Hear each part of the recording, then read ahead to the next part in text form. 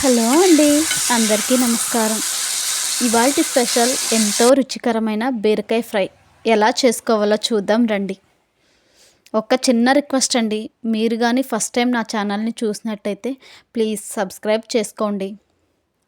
సింపుల్‌గా అండ్ క్విక్‌గా తయారు చేసే బీరకాయ ఫ్రైని ఎలా తయారు చేసుకోవాలో చూద్దాం రండి. ముందుగా 250 గ్రామ్స్ బీరకాయలని తీసుకుని వాటిని రాక్ సాల్ట్ వేసి శుభ్రంగా వాష్ చేయండి. తర్వాత దాంట్లో 2 onions and green chillies add చేసుకుని స్మాల్ పీసెస్ కింద కట్ చేసుకోండి. తొక్కు తీసిన బీరకాయలని కూడా చిన్న చిన్న ముక్కల కింద కట్ చేసుకుని పక్కన ఉంచుకోండి. తర్వాత ఒక కడాయి పెట్టుకుని దాంట్లో 2 టేబుల్ స్పూన్ ఆయిల్ని యాడ్ చేసుకోండి.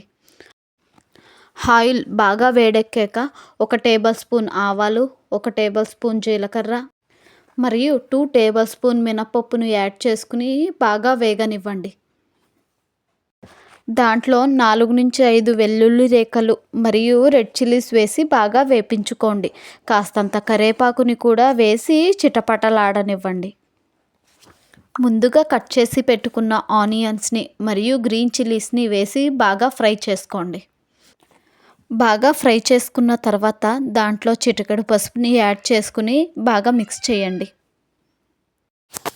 ముందుగా చిన్న చిన్న పీసుల కింద కట్ చేసి పెట్టుకున్న బీరకాయ ముక్కల్ని కూడా యాడ్ చేసుకోండి. యాడ్ చేసుకున్న తర్వాత అంతా మిక్స్ అయ్యేలాగా అడుగు నుంచి ఒకసారి కలపండి. కలిపిన మిశ్రమాన్ని కాస్తంత సాల్ట్ వేసి మగ్గనివ్వండి.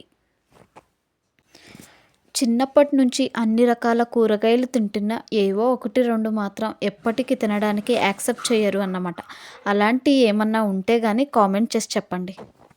బాగా మగ్గించుకున్న బీరకాయ ముక్కల్లోకి 1 టేబుల్ స్పూన్ రెడ్ చిల్లీ పౌడర్ని వేసి బాగా కలుపుకోండి.